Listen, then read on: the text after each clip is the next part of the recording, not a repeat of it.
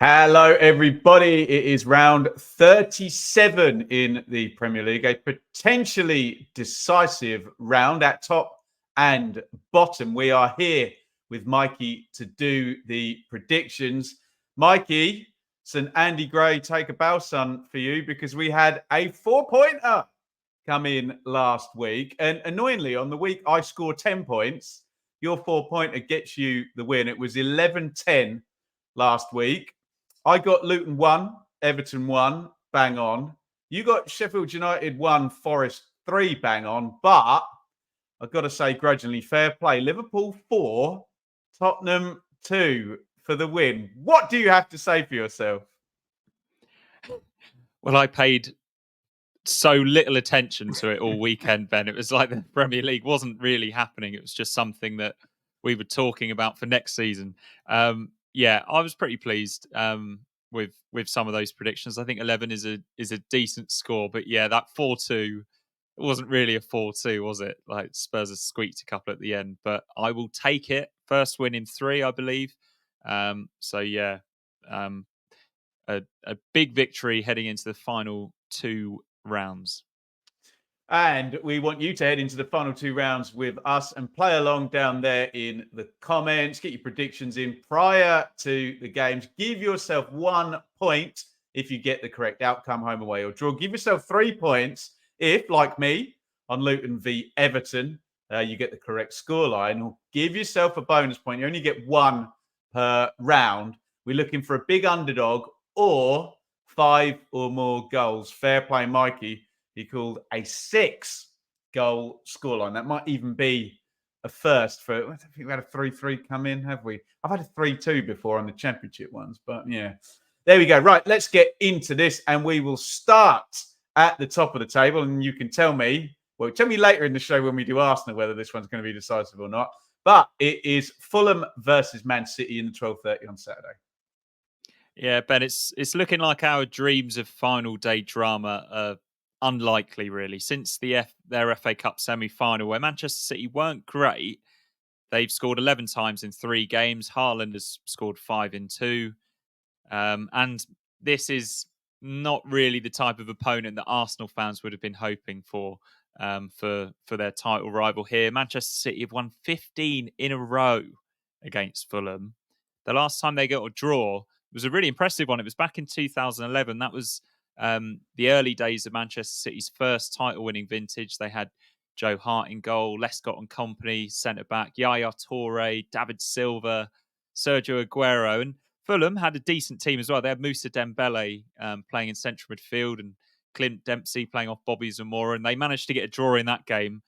Fulham have still got an outside chance of finishing in the top half. And they've got a near full bill of health as well. Harrison Reed is the only potential casualty. This might be the last time they see Willian, but I think they'll hope not.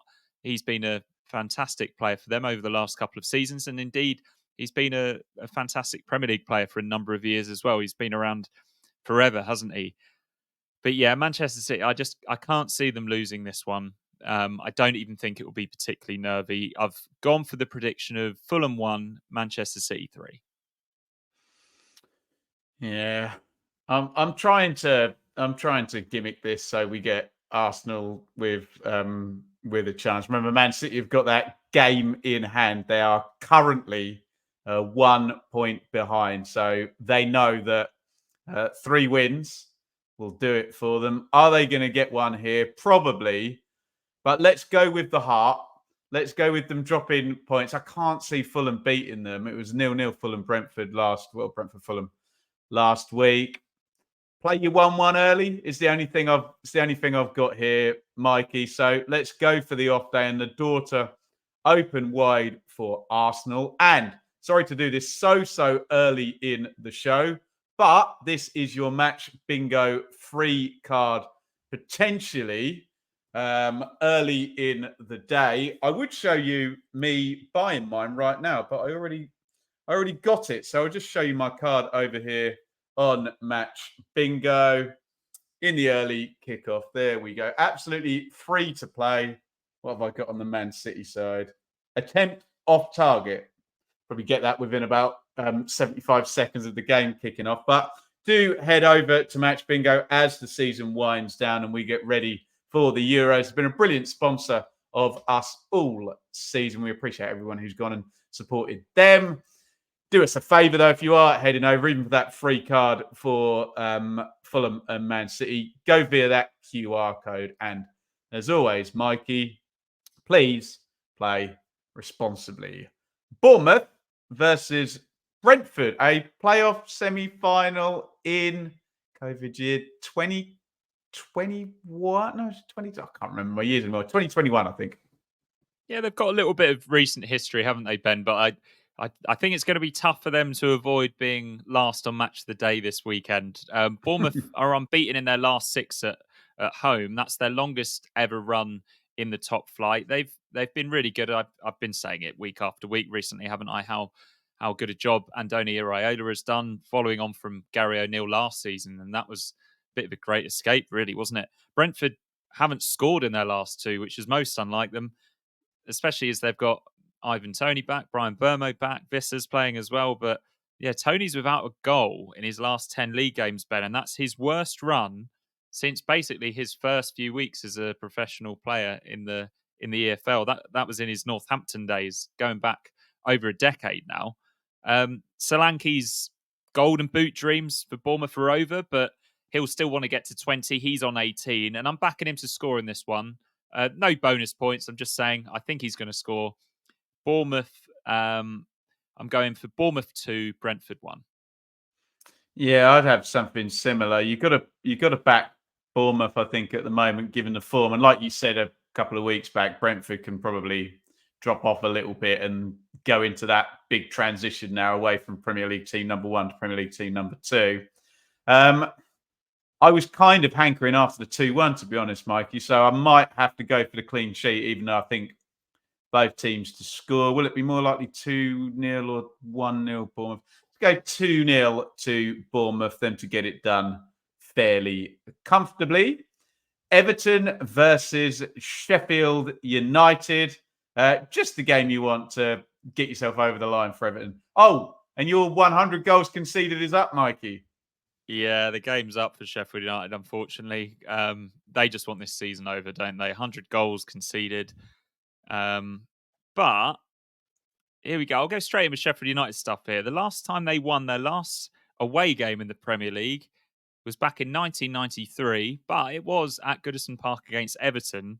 And they've beaten Everton away more than they have any other team in the top flight, which I suppose kind of makes sense because Everton are always there. And out of the teams that are always there, they're not the strongest. But yeah, this is a season that Everton fans were probably wishing away. But maybe not so much now. A good draw against Luton the other night kept that unbeaten run going.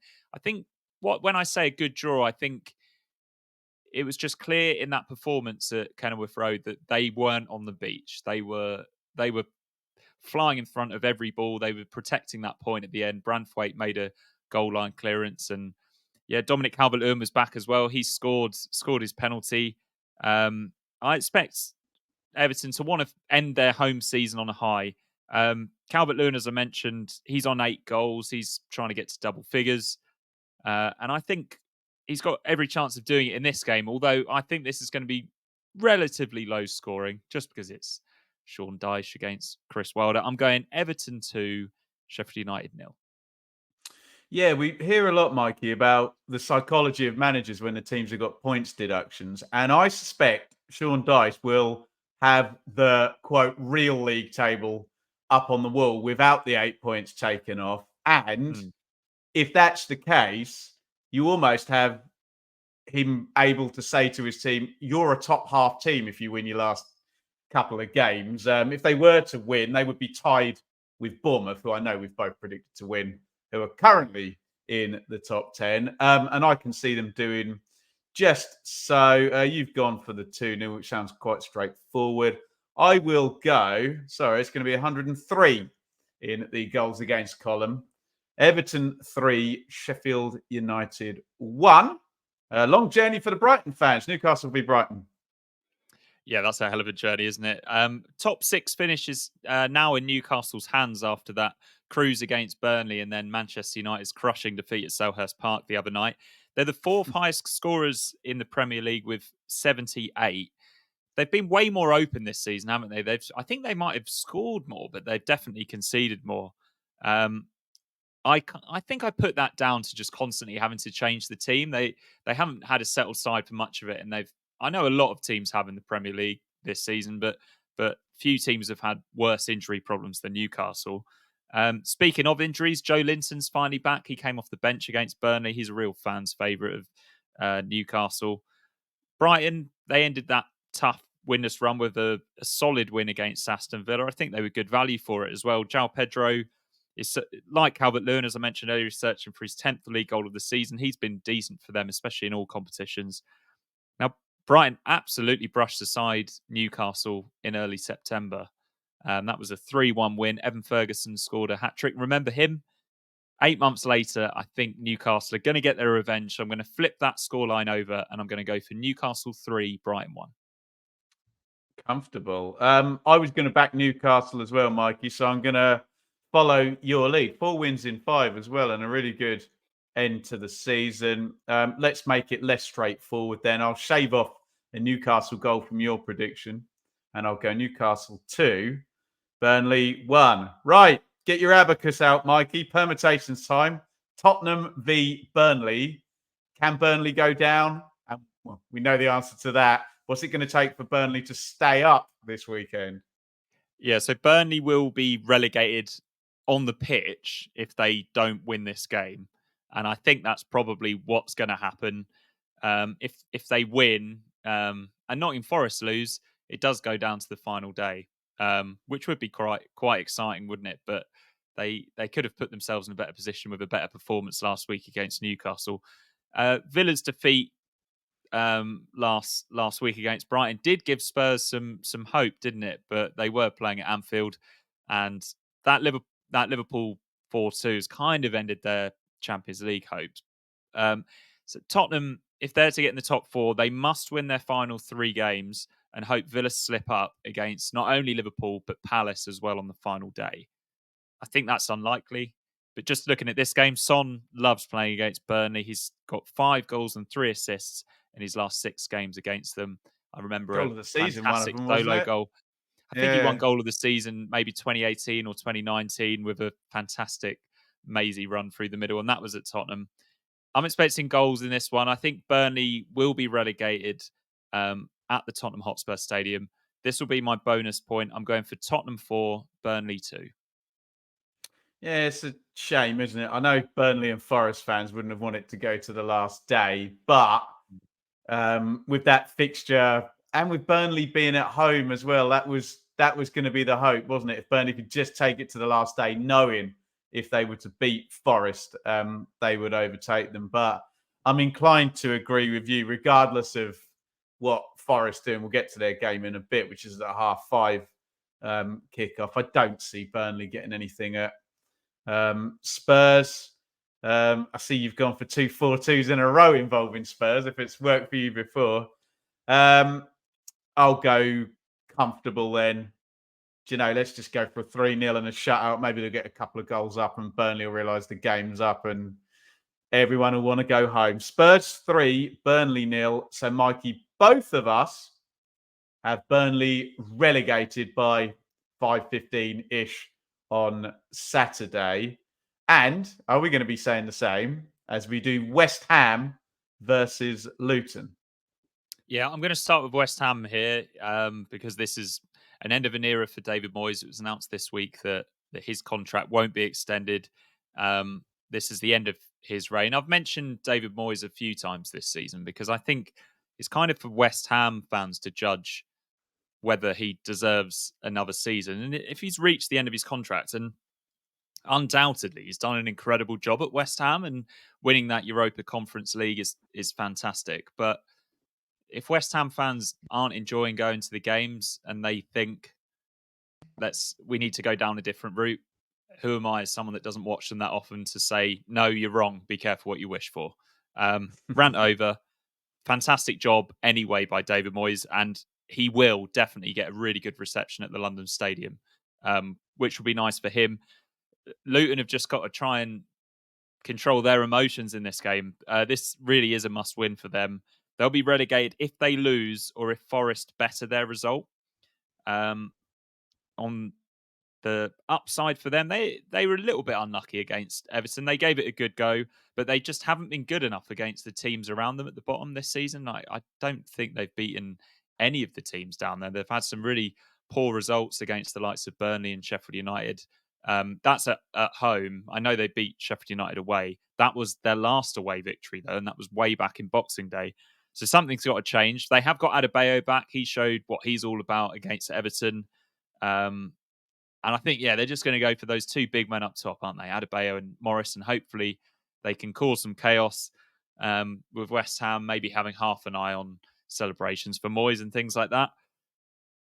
Unfortunately, I'm relegating Luton here, Ben, before the final weekend of the season, because I know that you're going to keep this going, but I think West Ham are going to really go for it for David Moyes.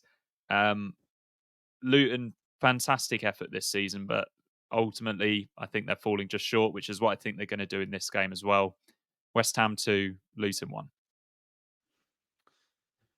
Yeah, they've got to take it to the last day. And as you point out, the defeat, given the goal difference, as good as relegates them, don't they? They're 11 behind. So unless Forest get an absolute shellacking off Chelsea, then, it's fairly meaningless. Speaking of meaningless, West Ham should be on the beach, a little bit D-mob happy, which does make what I'm about to say all the more reasonable. And I'll ask you whether this would be worth a bonus point. If I were to say, because Luton don't rack up hatfuls of goals, do they? How about West Ham 1, Luton 3? Is that enough of an underdog? Yeah, go on then. Yeah, and I'd love to see it as well. So we'll go for Luton to take it to the last day. Mikey, the guy that runs the, do you ever have people that like run a shop or whatever that you buy a drink from and they talk to you about football for 30 seconds one week? He's a West Ham fan. And he said, Ben, I almost kind of don't want us to take Luton down. Do you know what I mean? I wouldn't be unhappy if they went there and got the win. So we'll see how that goes in the sunshine at the London Stadium. And Mikey, if you're out in the sunshine, it might be lovely to have yourself, where am I pointing? An adult drink. We're also brought to you today in association with Beer 52. You can get one of those lovely boxes. So it's harder than it looks when you're mirrored to point in the right direction. 8 craft beers curated beautifully from around the world. Really, really lovely stuff. You get some bar snacks and a magazine in there. Now, here's the fine print. The box of beer is free if you follow my discount code, but you have to pay the postage. Postage is £5.95. So it's beer5252.com/Bloom. Beer52.com/Bloom. Check it out. There's no obligation to subscribe after you've got your freebie box. You've got to pay the postage, remember. And with all our vices that we talk about on this channel, please, and Mikey did not do this at the weekend, please drink responsibly. Wolves v Crystal Palace, Mikey. Playoffs 1995, 6? I can't remember. You're really testing me there. I know, I'm really testing you. Only slightly, I've been doing my playoff research, haven't I? Of course, yeah. It's only slightly before my time, to be fair. But yeah, Palace were like us, weren't they? They loved playing in the playoffs in the mid to late 90s. 5 times winners. Yeah, incredible. Yeah, they're just absolute magnets to Wembley Stadium, aren't they? And, well, they went to the Millennium Stadium and won one as well, didn't they? We won't mention the goal scorer. Wolves well beaten last weekend at Manchester City, but still a fantastic season and could still finish in the top half. I think for them, they'll be thinking, yeah, this season has been brilliant, but what if Pedro Neto hadn't have got injured? And what if Cunha and Hwang hadn't got injured? And what if we could have got all three of them on the pitch more often? Because, yeah, they could have finished maybe 8th or 9th, which would have been incredible, really, with all of the problems that they had leading into this season. Gary O'Neill only appointed on the eve of the season. Palace, on the other hand, might be thinking, what if Oliver Glasner came in a little bit earlier? But then maybe wins like the one against Manchester United the other night wouldn't have tasted quite so sweet. John Philippe Mateta scored a fantastic goal in that game. Some people saying that he's retired Casemiro. Don't know about that, but he's won their supporters player of the year as well, Ben. Incredible there. Elise saying it as absolutely purring and on so many shopping lists for so many big teams this summer. And people are also touting young Adam Wharton for England as well. Maybe a little bit too late for him, like Leif Davis, but looks a really impressive player and obviously fantastic grounding in the Championship with Blackburn Rovers. And Mark Gay is back now as well. It's been a fantastic job from Glasner. And also, Palace have won their last five against. They've won their last 5 matches. No, I'm getting this completely wrong. They won 5 of their last 6 matches against Wolves, and that is easy for me to say. However, I'm going to split the difference here because Wolves are at home. It's their final home league game of the season. I think the Man United game might have taken quite a bit out of Palace. So I'm going for Wolves 1, Palace 1.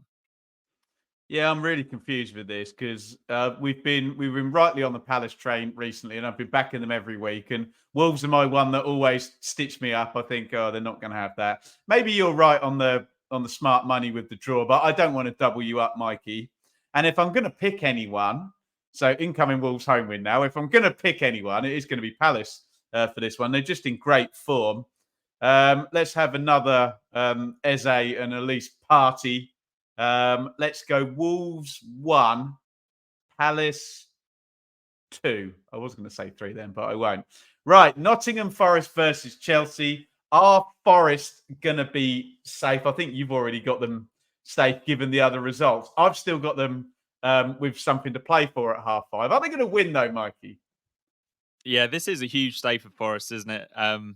They could, if your prediction goes right, they're going to be level on points with Luton, aren't they? So put so much pressure on them in this game. Did a really professional job at Sheffield United. Hudson-Odoi scored 2 absolute belters. Is he available for this one? I didn't check this in research. Is he still a Chelsea player? Of course he isn't. He's not, is he? Keep talking and I'll bring him up. If they're missing him, it's a huge miss. But my instinct is that he can play, which means the only player that they are missing that I know of is Nico Williams. Otherwise, they're full strength. Chelsea, despite having what the kids call a banter season, Ben, could even finish in the top 6 now. Cole Palmer's absolutely carried them at times this season. He's had 21 goals and 9 assists. But Nicholas Jackson has also managed 16 goals quietly. A lot of people have been criticising him and his finishing, but to be fair to him, he wasn't brought in to be the main man up front, but he's done an okay job, and I think that there's reasons to be positive for the Chelsea fans. I'm predicting an entertaining game here, but I'm going for a draw, and I think this draw will really suit Nottingham Forest fans, whatever happens in the Luton and the Burnley games. I'm going for Nottingham Forest 2, Chelsea 2. I never like doing this. I'm going to cite Wikipedia. On September the 1st, Hudson-Odoi signed for Premier League club Forest on a 3-year contract. The fee was reported to be £3 million with potential $2 million in add-ons. I didn't realise he was at Bayer Leverkusen, who won the German Championship this season, haven't they? Sorry, Mikey. I had Callum Hudson-Odoi in my head. Did you go Desmond? Yeah. I'll even chuck in a Hudson-Odoi goal there for an attempted bonus point if you'll allow it. I will. You haven't played yours yet, have you? I have. I did. Spurs, to be fair, but I can give Spurs Burnley. Yeah, mate. I need all the help I can get. So you're not having that bonus point. Absolutely not. Especially losing on a bonus point last. That's like losing on away goals in the playoffs. Don't know whose club would be stupid enough to do that twice. I think Forest are going to get something. I know I'm always big on it going to final day, and I'm a bit biased when it comes to Luton, given my address. But yeah, I think Forest will get something in this. So I will double you up to some extent. I'll go for the draw, but I'll play a boring 1-1, which honestly, that will do for Forest, won't it? Yeah, just stick something on the board, which essentially I know the games are before, but that means Luton have had to have won. And if we assume Burnley got nothing to play for next week, it really would take something for Forest to mess this up, wouldn't it? Famous last words. Right, here we go then. before we get to Arsenal, I went for Man City dropping points, more in hope than expectation. You didn't, Mikey. So you've got it. Man City would be 2 points ahead of Arsenal going into Manchester United versus Arsenal. Yeah, and I'm at this one, Ben. First Premier Oh, League game for me awesome. for a few weeks, but yeah, really looking forward to this one. My first taste of this fixture, which was the pick of the 1990s Premier League fixtures, wasn't it? It sort of evokes memories of, And the well, early noughties as well, yeah. yeah, the early noughties as well. But yeah, if we go back to the 90s, I remember Overmars scoring a huge game in this fixture as Arsenal went on to win the title. And then, yeah, they basically won it Wiltord? again a few years later with Sylvain Wiltord. Yeah, incredible scenes, but they've also had some absolute shellackings there as well. I think there's possibly a 7-3 in there or something like that early one season. I But yeah, think Old Trafford. Did Dwight York score 4 or a hat trick in? I remember them Yeah, I beating them think 6 when Arsenal were really good as well. Yeah, that definitely happened. And then obviously, we haven't even spoken about Van Nistelrooy missing the penalty and Keown getting in his face. You can hear from Amazing. Martin Keown on this week's Premier League preview ahead of that fixture, by the way.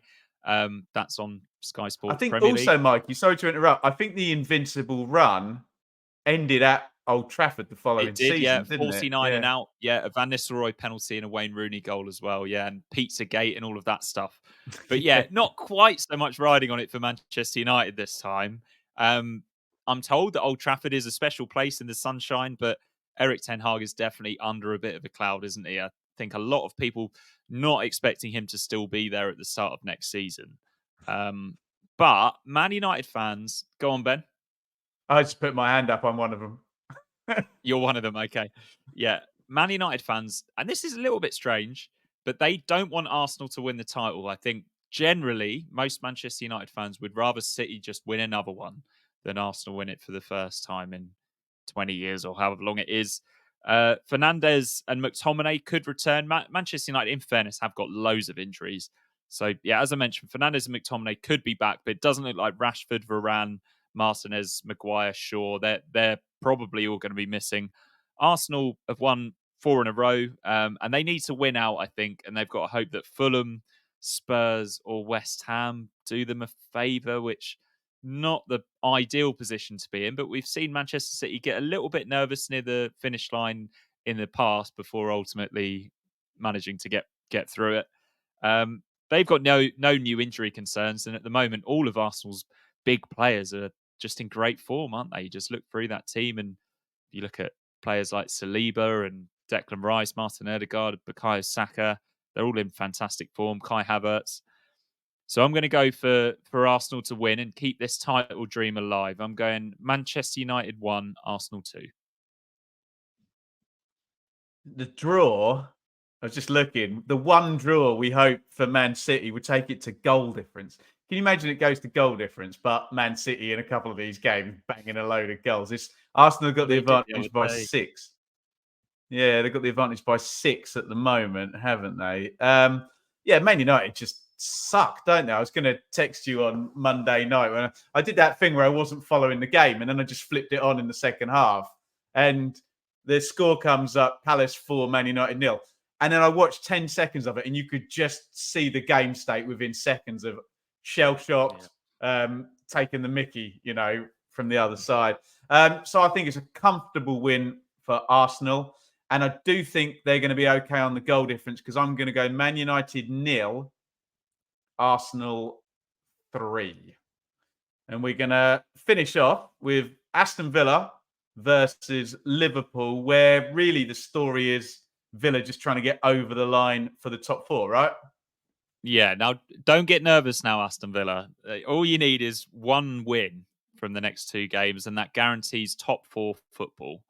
But they do have that tiring trip to Olympiacos that's happening before we air this in Athens tonight. That might take a little bit out of them. I don't know what Unai Emery's going to do because they're behind in that one. He might just cut his losses and rest a few players, but I'm not sure that's his style.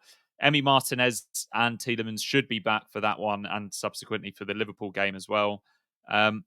They've got a bad record against Liverpool. I know most teams do have a bad record against Liverpool, But that 7-2 win, do you remember that one in COVID, Ben, back in 2020? Yeah, mental, Jack wasn't it? Grealish. Yeah. Yeah, that was their only win against Liverpool in their last 12 Premier League games against them. Now, Liverpool obviously want to go out on a high for Jurgen Klopp, don't they? And they look more like their old selves against Tottenham last week. Of course, Salah scored as well, which a lot of people were looking at after his little touchline spat with Klopp at West Ham the week before. Diogo Jota might return for Liverpool this weekend. I'm going for the Desmond again here. I'm going for Aston Villa 2, Liverpool 2, and Aston Villa nearly there. Yeah, I think Villa are going to get over the line, mainly because Spurs are not going to win all of their last 3 games, even though I kind of hope they beat Man City. By the way, I've got nothing against Man City. I just would like No. a little bit of change in the top of the Premier League. But I think Liverpool go to Villa Park and win. I have to say, I think in my head, I know you've mentioned that mauling in COVID when Grealish got about 7 assists, didn't he?